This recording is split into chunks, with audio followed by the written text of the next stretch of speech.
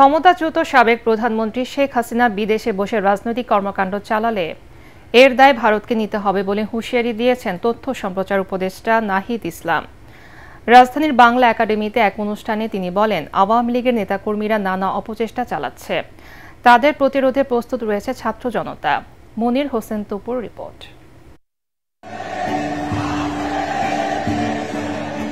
জুলাই অভ্যুত্থানে দেশের শীর্ষ পর্যায়ের ২৫টি পত্রিকার ভূমিকা কি ছিল তা সংরক্ষণ করেন প্রধান উপদেষ্টার সিনিয়র সহকারী প্রেস সচিব আহমদ ফয়েজ। পত্রে জুলাই গণঅভ্যুত্থান নামে বই লিখেন তিনি।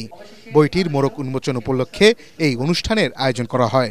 এ সময় বক্তারা বলেন, ছাত্র জনতার আন্দোলনের সময় ফ্যাসিবাদ আওয়ামী লীগ সরকারের নিয়ন্ত্রণে ছিল ইলেকট্রনিক মিডিয়া।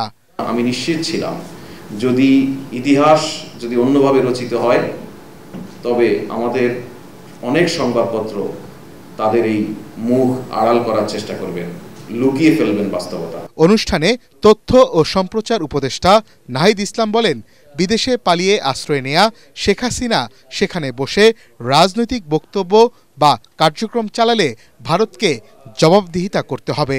ইন্ডিয়ান গভর্নমেন্টও এর আগেও বলেছি, আবারও বলবো বা বলতেছি যে তারা শেখ হাসিনাকে আশ্রয় দিচ্ছে, এটা তাদের একটা ব্যাখ্যা আছে। আমরা আমাদের জায়গা থেকে, কূটনৈতিক জায়গা থেকে, আইনি জায়গা থেকে শেখ হাসিনাকে ফেরত চাবো, কিন্তু শেখ হাসিনা সেখানে থেকে যদি রাজনৈতিক কর্মকাণ্ড করে এর দায় ভারত সরকারকে নিতে হবে।